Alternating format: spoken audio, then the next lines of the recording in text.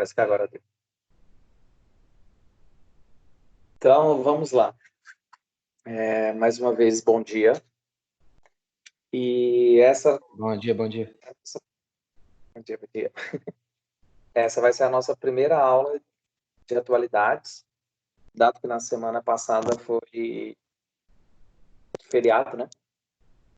E então eu vou passar para vocês, nesse primeiro momento, como que vai ser a nossa dinâmica de aula de atualidades, e sobretudo que nós vamos trabalhar nesse período. A primeira questão é o tema, né? Nós estamos trabalhando nesse semestre a globalização. E aí, dado a ideia de que estamos passando por um momento de pandemia e ao qual o mundo inteiro está se desconfigurando, configurando de uma outra maneira, a globalização também ela tem sofrido alguns impactos.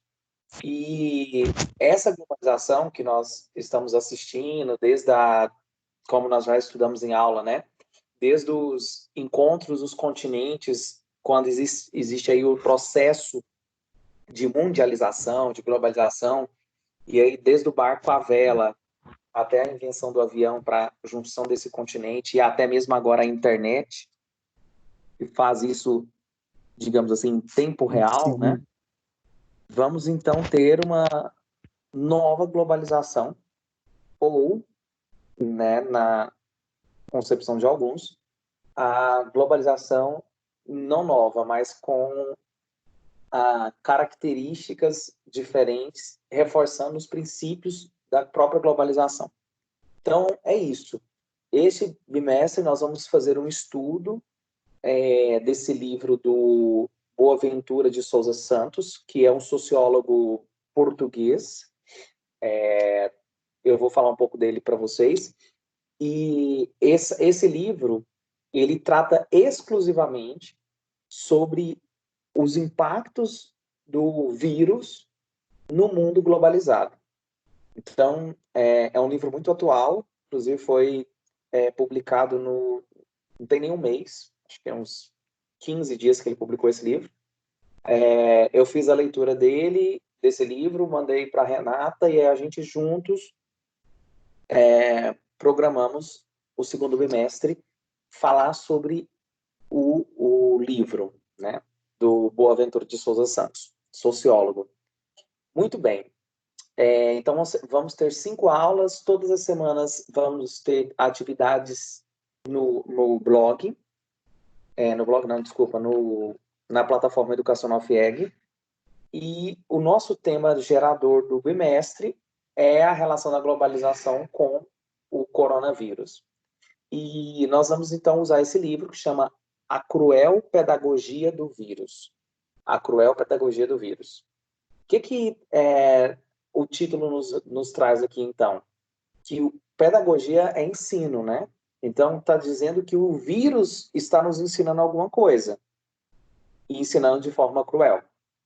Então, é sobre isso que nós vamos falar. O que o vírus está nos ensinando a respeito do mundo globalizado, a respeito da sociologia contemporânea. Tranquilos? Entenderam como vai ser a proposta de estudo? Sim. Sim? Sim. E, uma vez, se vocês precisarem de me interromper, fiquem à vontade. Muito bem. Como eu falei, vamos trabalhar esse livro, chama A Cruel Pedagogia do Vírus, e ele já está disponível na biblioteca de vocês, na plataforma Educacional FIEG. Ele tem a composição de 5 capítulos. Então, as nossas semanas, como vamos ter 5 semanas de aula, então eu vou passar o estudo de um capítulo por semana. Então, essa semana, nessa aula que nós estamos agora, vamos falar do primeiro capítulo. Vou tentar tirar com essa barra aqui em cima.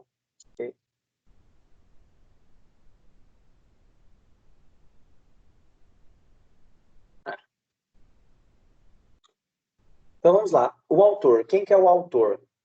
Ele, apesar de ser licenciado em Direito, ele tem os seus escritos mais voltados para a área de Sociologia, ou Sociologia do Direito. Pela Universidade de Coimbra, ele se graduou em 1963, no final do curso rumo a Berlim para estudar Filosofia do Direito, fez uma pós-graduação e viveu a experiência dos dois mundos da Guerra Fria, separados pelo Muro de Berlim. Né? Então, vocês já sabem da divisão que nós chamamos polarização do mundo pós-Guerra Fria, né? A ideia de pensar um mundo pelo capitalismo ou pensar o mundo pelo socialismo. Então, nós temos esse filósofo, bacharel em Direito, licenciado em Direito e também sociólogo, que vai pensar a partir da sua própria experiência desse mundo dividido pelo Muro de Berlim. Ele, atualmente, ele está como professor em Coimbra, mas ele também elaborou várias teses sobre a ideia de Brasil e de continente, né, dessa ideia da gente pensar uma globalização a partir dos continentes que foram colonizados pela Europa. Então, um marco fundamental na sociologia do direito, que resultou no trabalho de campo centrado em observação parcialmente numa favela do Rio de Janeiro. Então, ele tem uma experiência também Brasil aqui. Primeira semana, que é o primeiro capítulo, vamos falar vírus, tudo que é sólido se desfaz no ar. Essa frase dele é uma frase do Capital, do livro Capital. Tudo que é sólido se desfaz no ar. Falando exatamente dessa globalização. E aí tem um filósofo que fala sobre sociedade líquida, né, o Zygmunt Bauman, que usa a mesma frase. O que é sólido se desfaz no ar. Querendo dizer que a pós-modernidade, os conceitos já não são mais fixos, os conceitos já não estão mais de uma forma sólida, mas estão em transformação, em modificação. Por isso é a frase aí, tudo que é sólido se desfaz no ar. Sólido por quê? A modernidade que nós tínhamos até então, né, essa configuração moderna e do mundo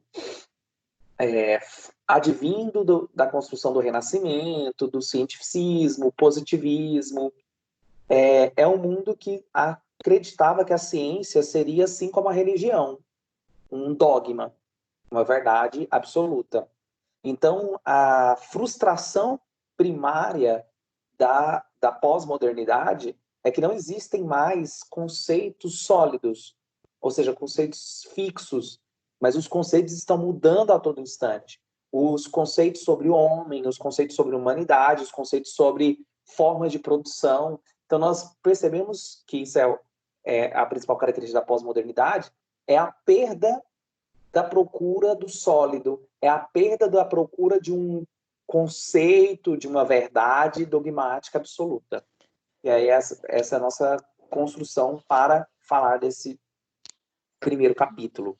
Tudo que é sólido se desfaz no ar.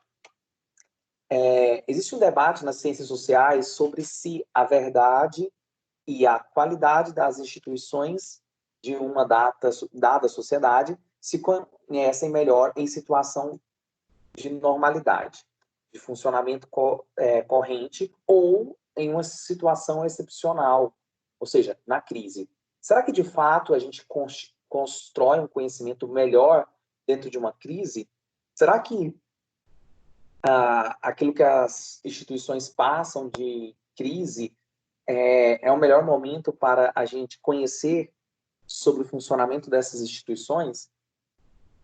Talvez esses dois pontos, né, situações, sejam igualmente indutores de conhecimento, mas certamente que nos permitem conhecer ou relevar coisas diferentes.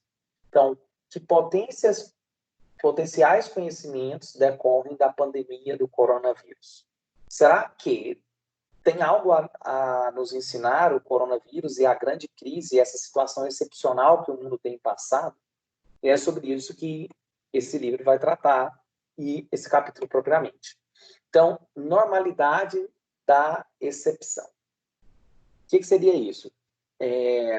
Será que nós estamos enxergando agora, quando a gente escuta pessoas falando, queria que as coisas voltassem ao normal. Será que esse normal vai existir? Após essas desconfigurações do capitalismo corrente, após as desconfigurações da globalização corrente, será que as coisas voltarão à normalidade, ao mesmo eixo de produção e de divisão do trabalho? A atual pandemia não é uma situação de crise claramente contraposta a uma situação de normalidade. Por que o autor está nos trazendo isso aqui? Que a principal tese dele nesse primeiro capítulo é o seguinte, de que havia uma crise já instalada na globalização e que o coronavírus ele não vem necessariamente ser uma crise, mas que ele vem a colocar em evidências características dessa globalização já em crise.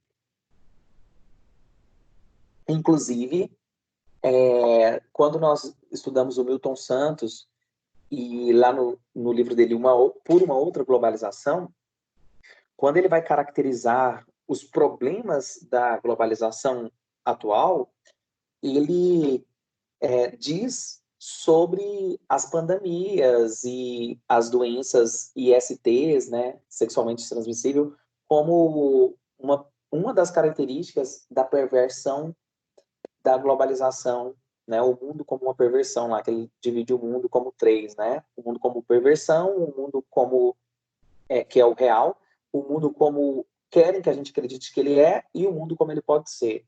Então, a visão aqui a pandemia faz parte de uma das características da globalização já em crise.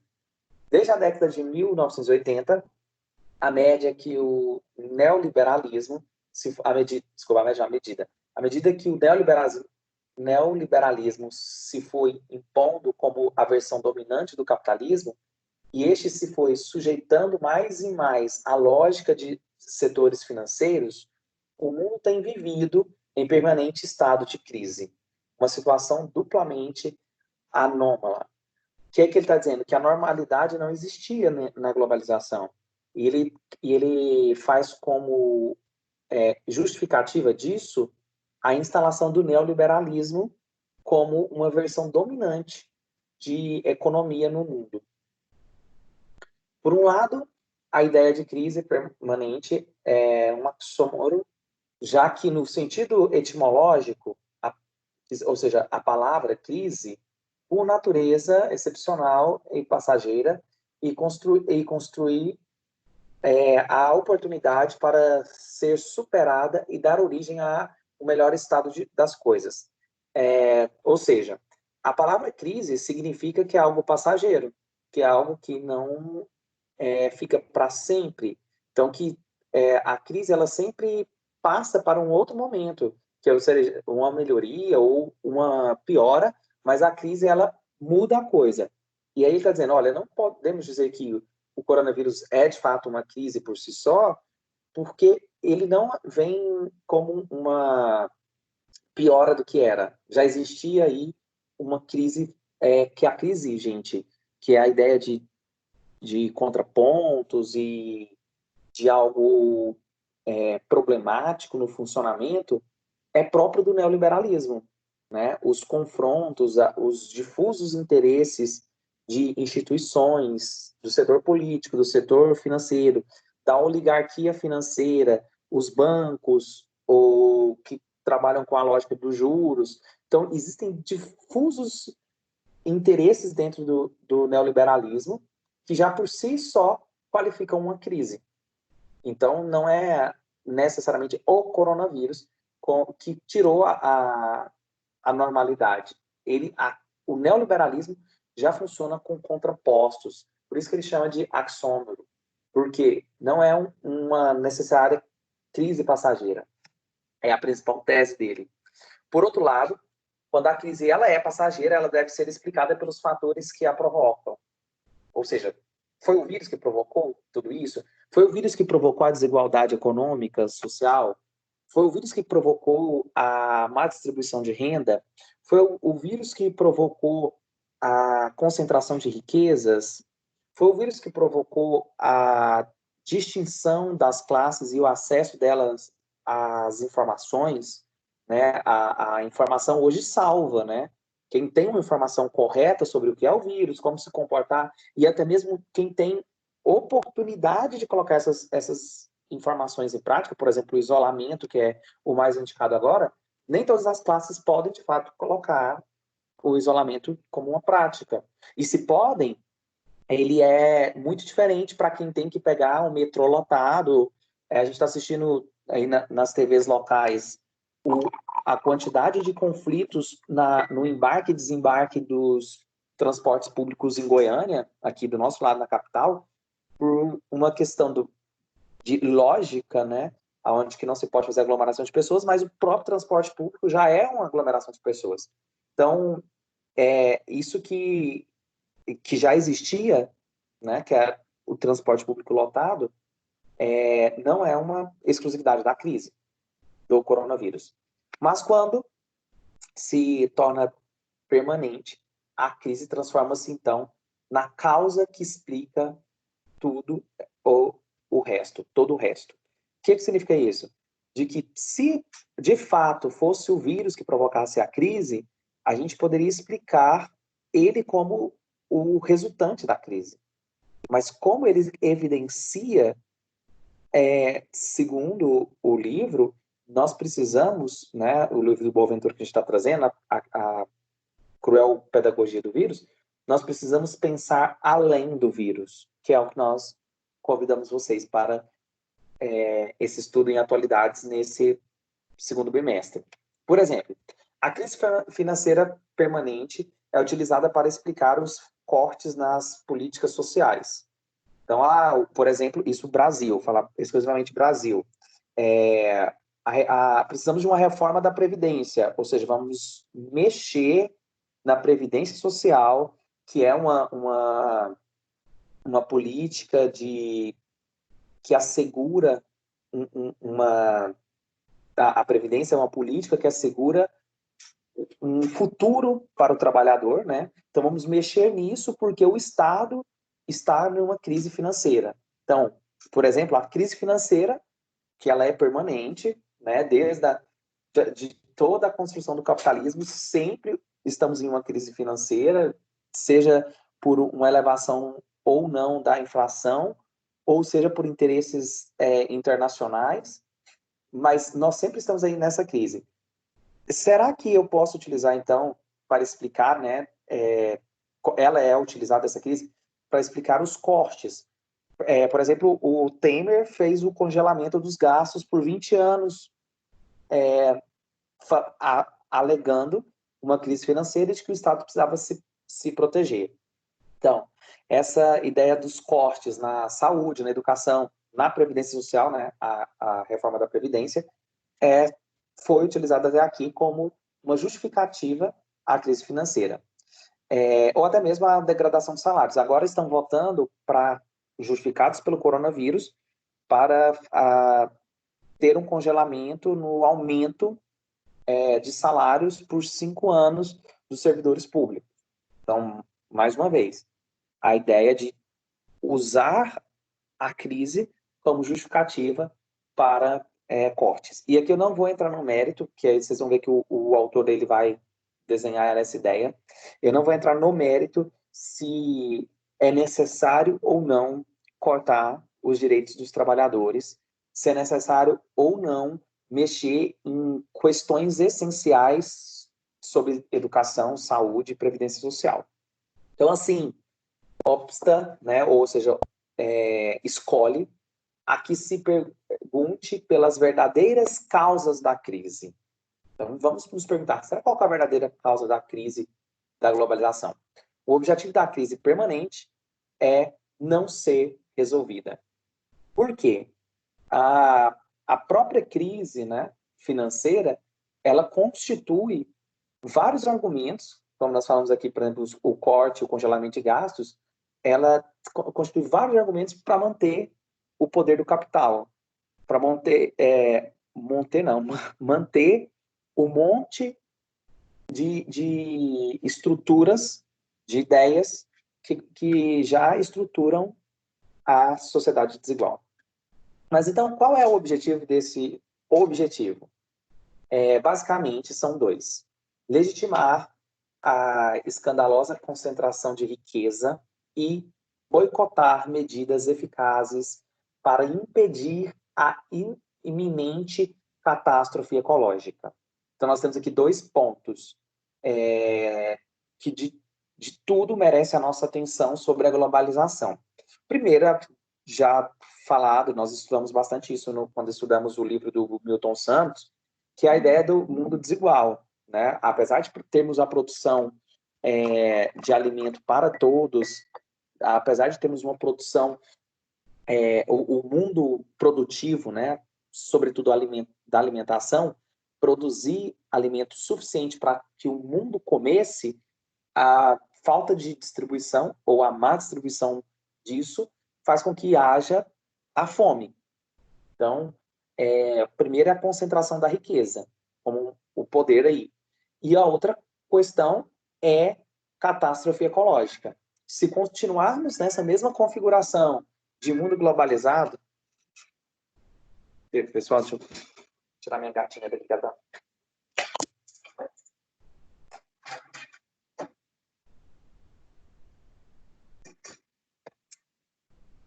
Então, se nós continuarmos nessa mesma velocidade de extração de matéria-prima, nós temos uma catástrofe ecológica anunciada, né? E várias instituições de pesquisas globais mostram isso.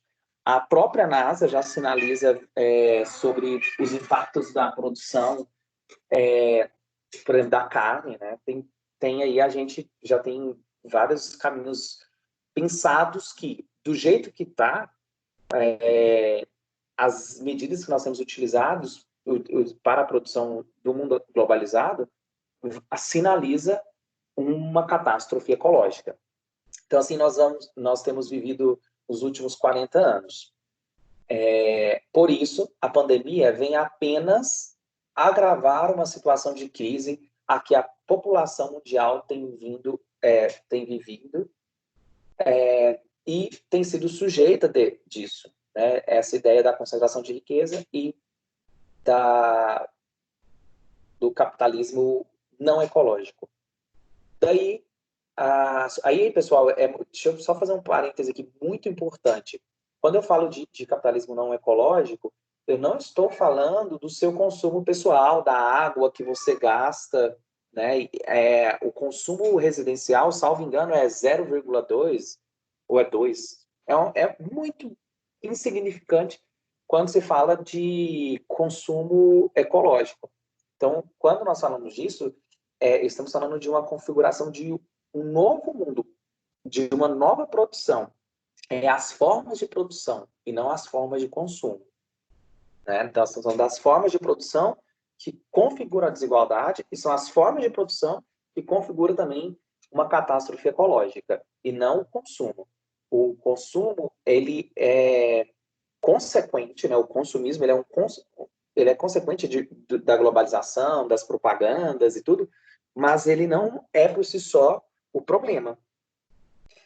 Em muitos países, daí a sua específica peculiaridade. Eu estou acabando de detalhar aqui. Em muitos países, os serviços públicos de saúde estavam mais bem preparados para enfrentar a pandemia há 10 ou há 20 anos do que estão hoje. Isso ele está falando principalmente da Europa, porque há na Europa uma forma de fazer o capitalismo diferente da gente. A gente tem, por exemplo, o Sistema Único de Saúde, que nem todos os países têm. E os países que tinham diminuir o sistema único para aumentar as instituições financeiras do sistema particular de saúde. E a gente fez por muito tempo, agora, né, no Brasil, esforços para equipar o sistema único de saúde, o sistema público, que inclusive isso nos colocou à frente em algum momento aqui no Brasil. O SUS está sendo muito elogiado. O SUS já foi utilizado por vários países para olhar como que a gente fazia, né, um sistema público de saúde, porque é muito difícil fazer isso. Por que é muito difícil? Porque a lógica do neoliberalismo é o livre mercado com intervenção mínima do Estado. Então, quando eu tenho um sistema único de saúde, ou seja, quando eu tenho um sistema público de saúde, eu estou tirando o campo de trabalho das instituições particulares. Eu estou tirando o campo de trabalho das instituições financeiras, das empresas não estatais. Então, por isso que não é política do neoliberalismo um sistema de hospitais equipados, de escolas equipadas, muito pelo contrário.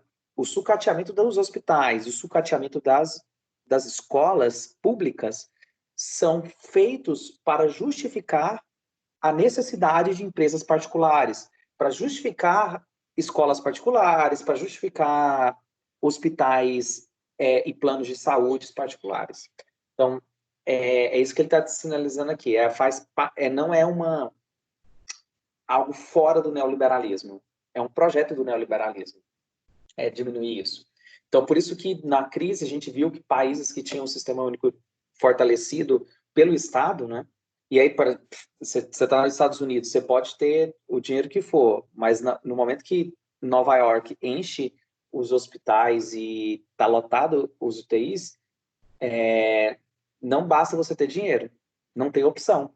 Então, não é só ter dinheiro, é algo que a pedagogia do vírus nos ensina aqui, essa elasticidade social, né? Eu aumento, eu diminuo o meu acesso aos bens, mas agora com ou não, com dinheiro, com o sistema lotado, eu não tenho alternativa, né? E aí os médicos estão tendo, como em alguns países já, aqui no Brasil a gente já chegou, alguns estados já chegou a 80 e tantos por cento, quase 90%, 87%, a lotação das UTIs.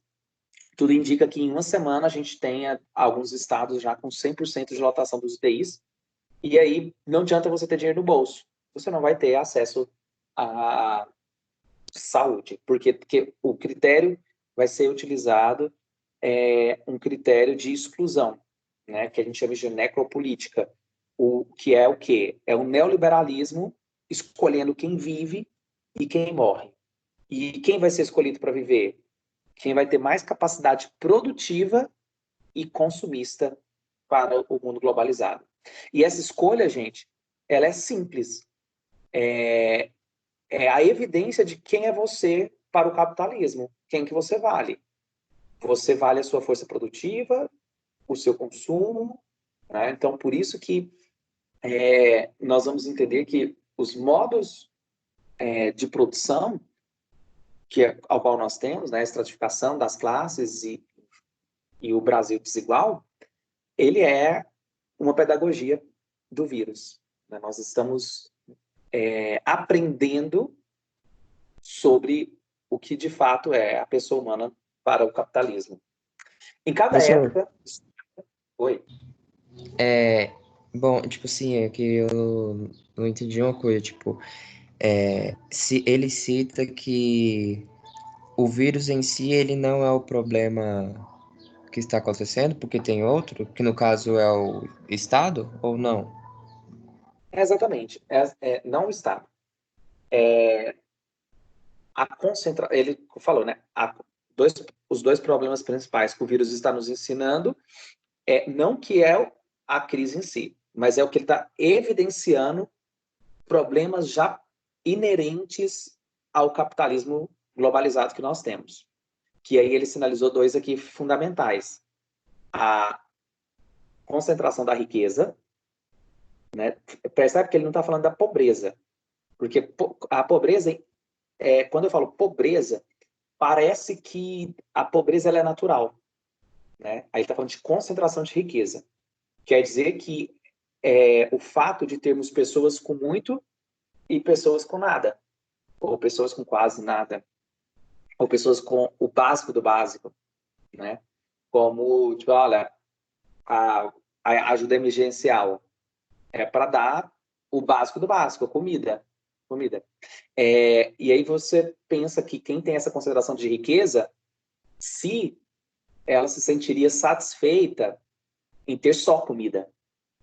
Tem uma música da Marisa Monte, que eu não sei o autor, eu acho que é o Arnaldo Antunes, e ele fala assim, a gente não quer só comida, a gente quer comida, diversão e arte.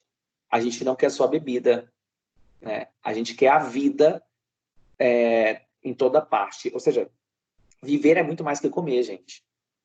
E quando a gente tem nesse problema que o vírus evidencia aí, dessa elasticidade social, nós temos algo fundamental para a gente pensar. O que é a vida? Né? Qual que é o valor da vida dentro do capitalismo? E aí, volto a dizer, a sua fala a sua pergunta né? O vírus em si não é a crise, mas ele evidencia a crise da globalização.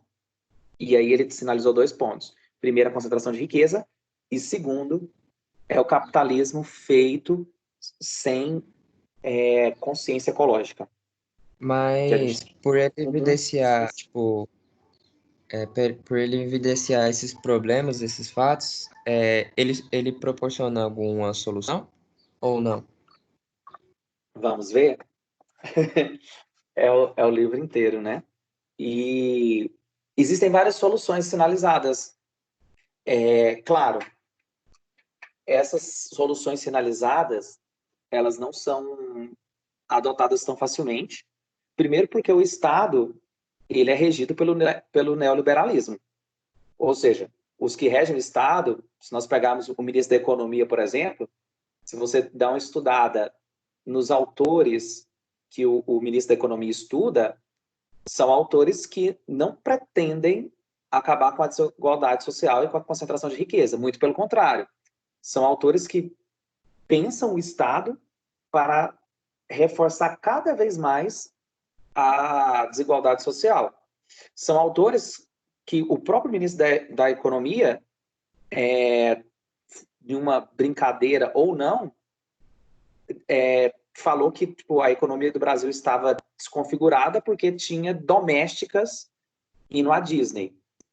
Ou seja, que ele está sinalizando com isso?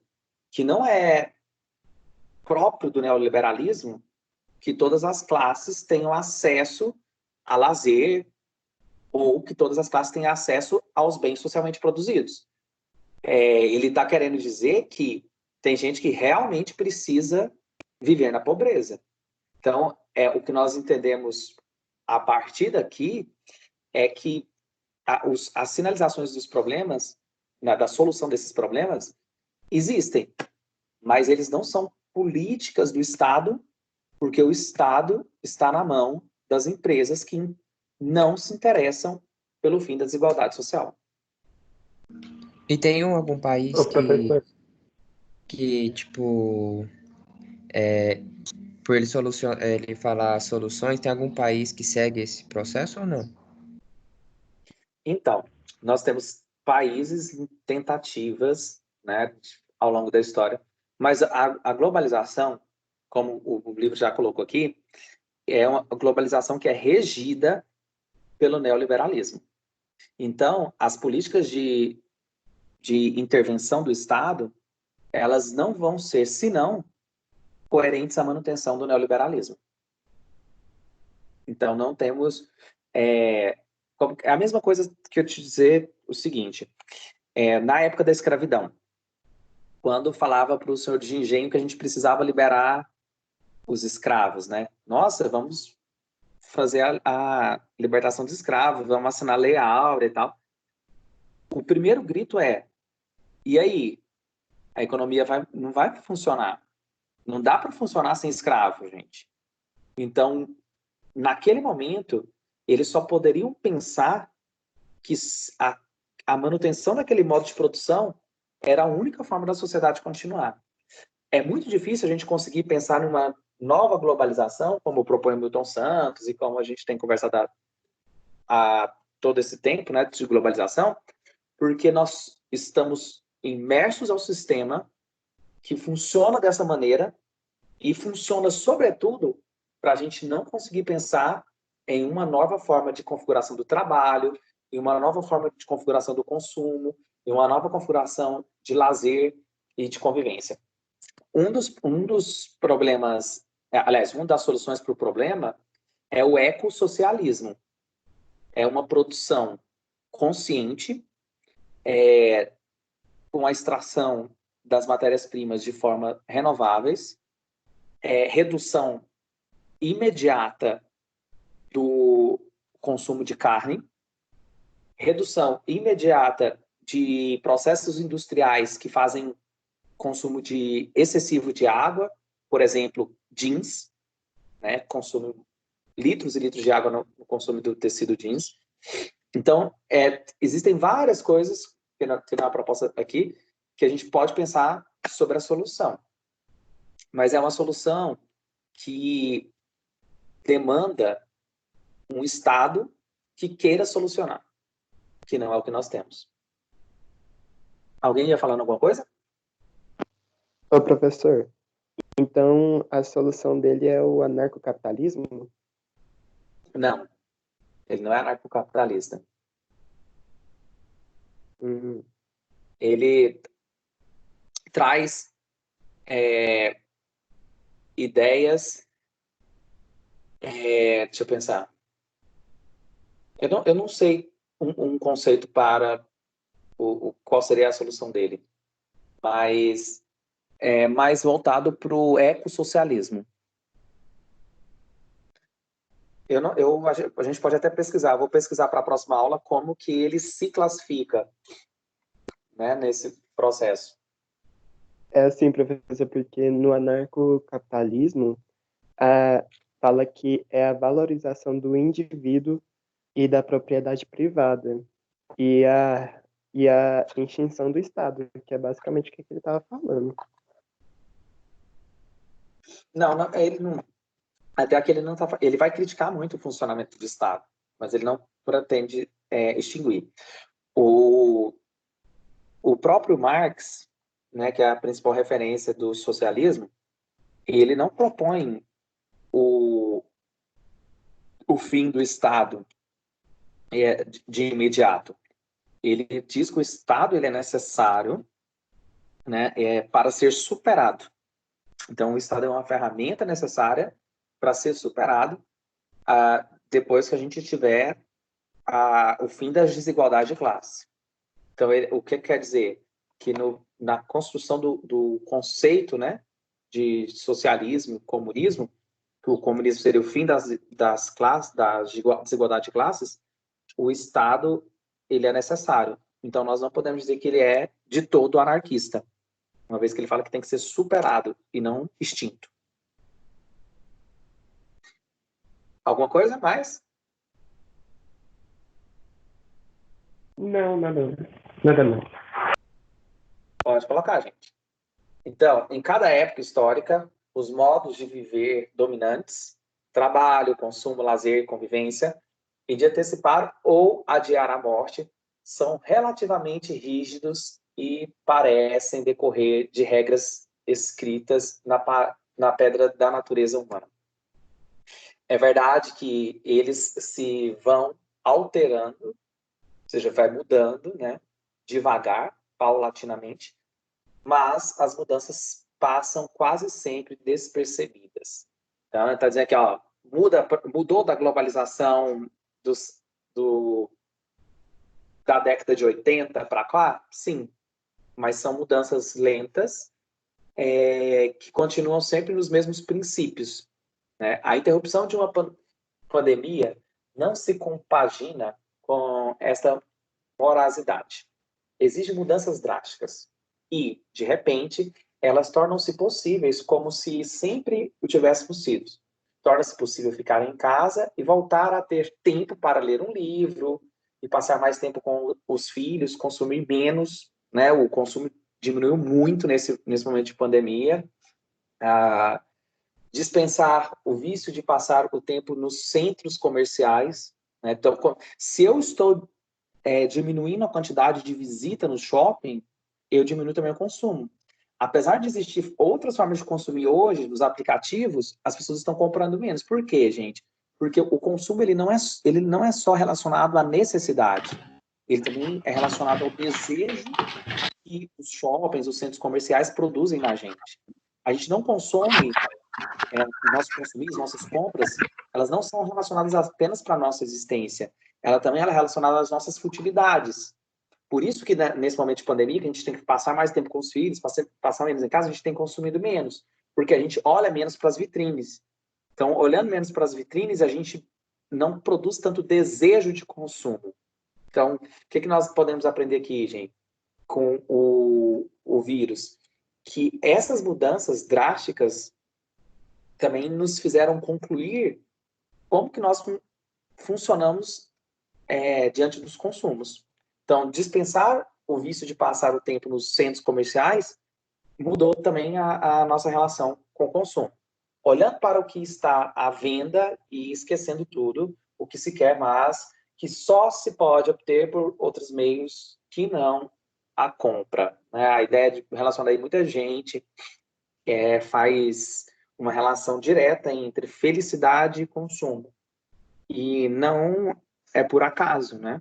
Toda a propaganda, toda a mídia, ela trabalha para nos adestrar exatamente para isso, para consumir não só para necessidade, mas para futilidade. A ideia conservadora de que não há alternativa ao modo de vida imposto pelo hipercapitalismo, olha só, isso aqui é um conceito novo, chamado hipercapitalismo, que é advindo de uns filósofos chamados de hipermodernos, que são os que vão falar da hipermodernidade, que falam que depois da modernidade, nós estamos neste momento da história chamado de hipercapitalismo, onde o capitalismo ele é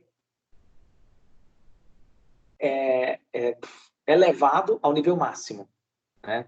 Hiper, ou seja, valorização máxima do capitalismo.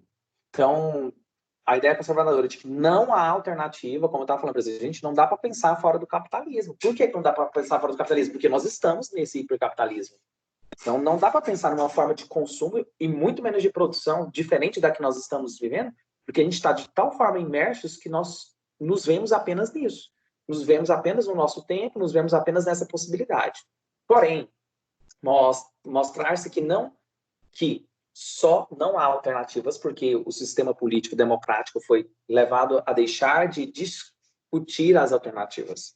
Como foram expulsas dos sistemas políticos. As alternativas irão entrar cada vez mais frequentemente na vida dos cidadãos pela porta dos fundos das crises pandêmicas, dos desastres ambientais e dos colapsos financeiros. Ou seja, as alternativas voltarão da pior maneira possível.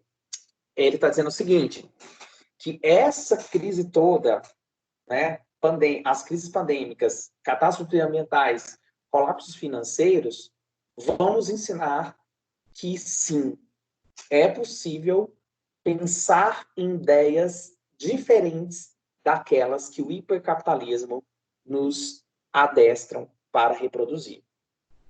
Como eu disse para vocês anteriormente, dificilmente nós conseguimos pensar fora da caixinha, porque tudo dentro dessa caixinha nos leva a pensar e a reproduzir apenas estes ideais.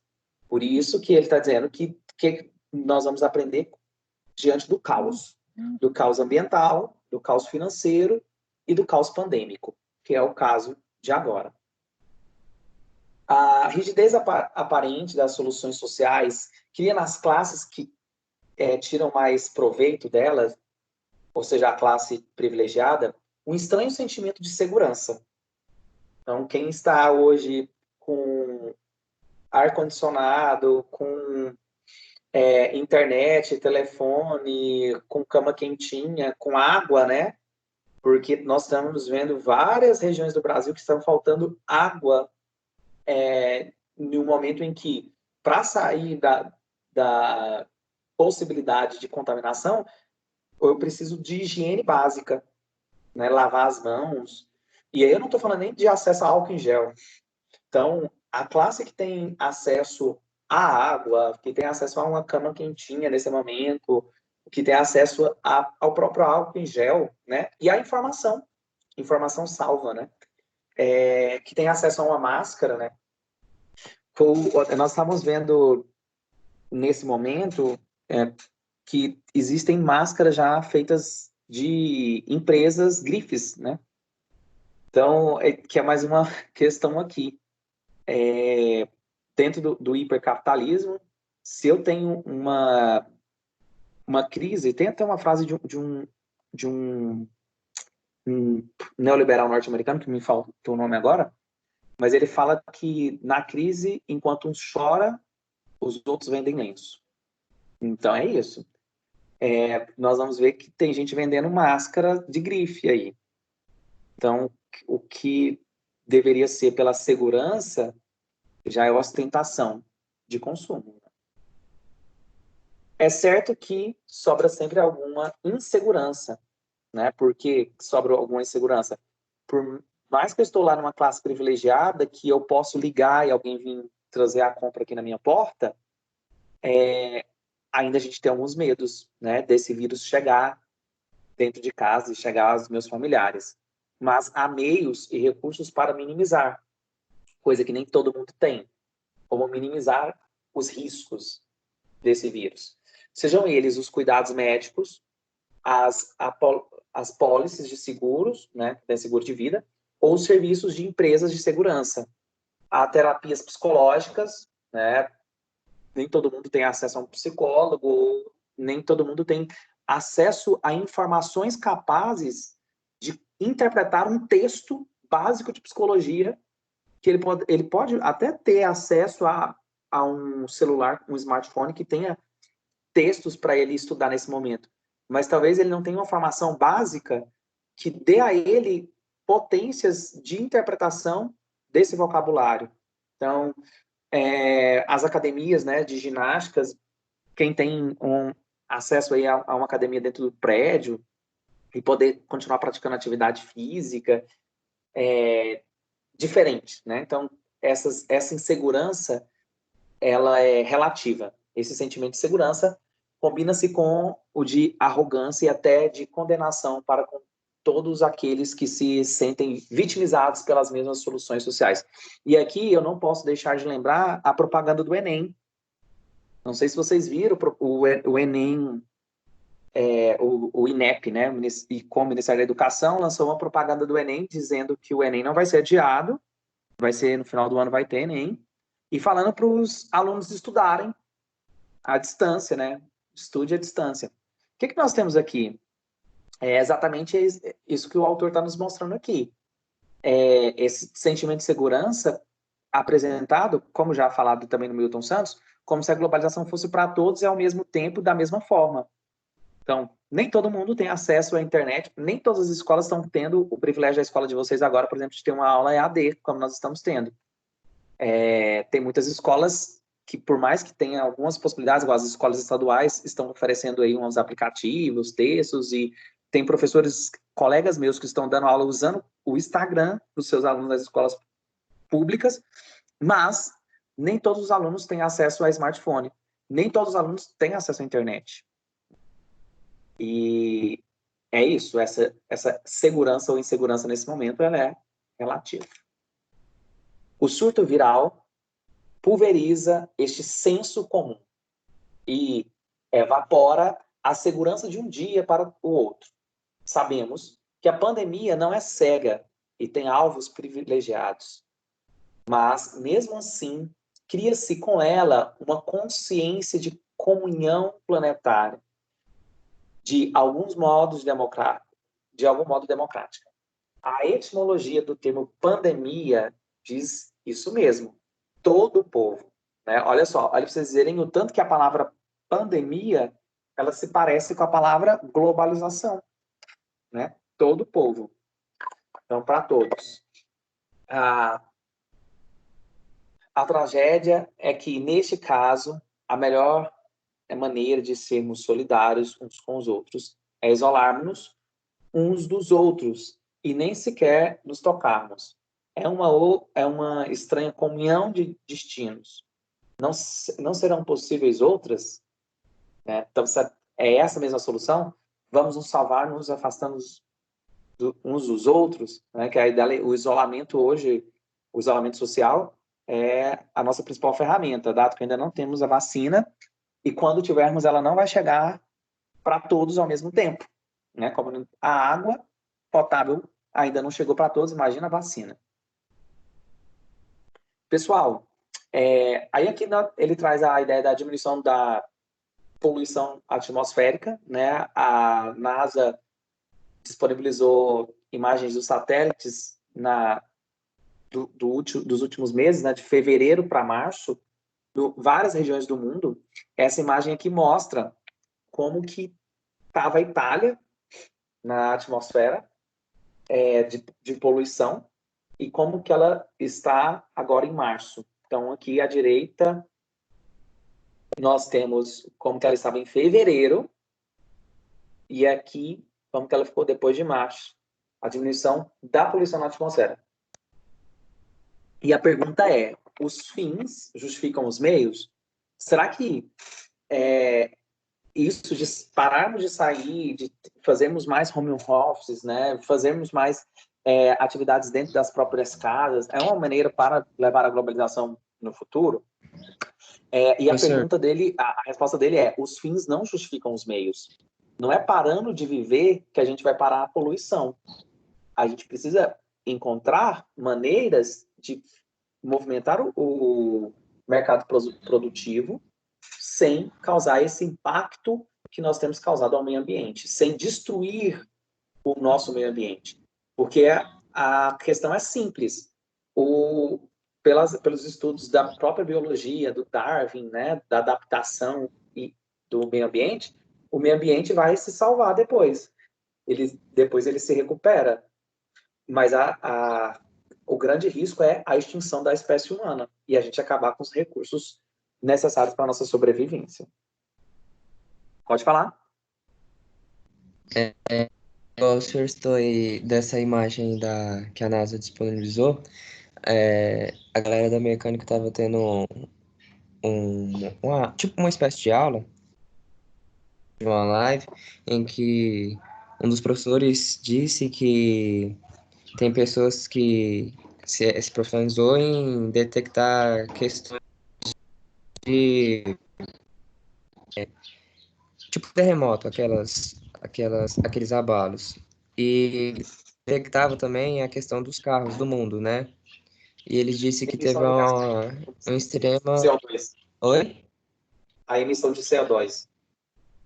Não, a questão da vibração em si no mundo. O sismógrafo? A vibração dos veículos. Isso. Sim, sim. O que nós temos, gente, é que a tecnologia ela não tem que ser dispensada. Muito pelo contrário. Quando nós pensamos numa nova globalização, como o Milton Santos fala, é de usar essas descobertas tecnológicas para termos inteligência de uma nova configuração global. Então, não é que nós vamos, por exemplo, uma nova globalização, nós vamos deixar de usar veículos. Não. Mas nós vamos criar inteligências capazes de proporcionar maneiras diferentes de viver. É isso que o livro está dizendo. Os fins não justificam os meios. Ou seja, a maneira que eu uso para ter um resultado não justifica o resultado que eu tenho. É isso. Pessoal, nosso tempo acabou. Eu vou deixar o restante do texto do capítulo para vocês. Eu li com vocês trechos do primeiro capítulo. Vou deixar o primeiro capítulo completo lá. E vocês vão ler esse primeiro capítulo e responder um questionário na aba avaliação. Ok? Dúvida? Alguma colocação? Não. Eu vou pedir que vocês fiquem atentos aos jornais, porque uma atividade que vai valer mais ponto nesse bimestre, eu vou pedir para vocês pegarem manchetes sobre a pandemia e fazerem a relação com alguns pontos do livro. Então, que aí, aqui eu não quero que você concorde com o autor. Inclusive, eu quero que você tenha essa capacidade de encontrar algum ponto e usar uma notícia, uma manchete, para refutar, para argumentar. Beleza? Professor, Sim? no caso, professor. saindo da questão de atualidades, assim, se o senhor me permite perguntar sobre filosofia, é porque perguntar se o senhor vai colocar o slide da última aula na plataforma. A aula foi ontem, né? Foi. Ontem eu estava com problema no acesso da plataforma. Inclusive, eu fiquei de abrir o questionário que os meninos tinham falado que tinham fechado antes de ontem. E aí eu falei que ia deixar o questionário aberto até ontem. E aí ontem eu não consegui acessar à tarde. E então eu vou fazer o seguinte, eu vou entrar, se tiver acesso hoje, ou na hora que eu tiver acesso, e aí eu vou postar esse vídeo dessa aula que a gente acabou de ter, e de atualidades, postar o exercício de atualidades, para ficar uma semana, e também vou postar a aula de filosofia e o slide de filosofia. Eu já até baixei a aula para o meu computador, mas aqui não teve como subir ela lá para a plataforma. E outra, eu vou deixar o questionário para quem não respondeu até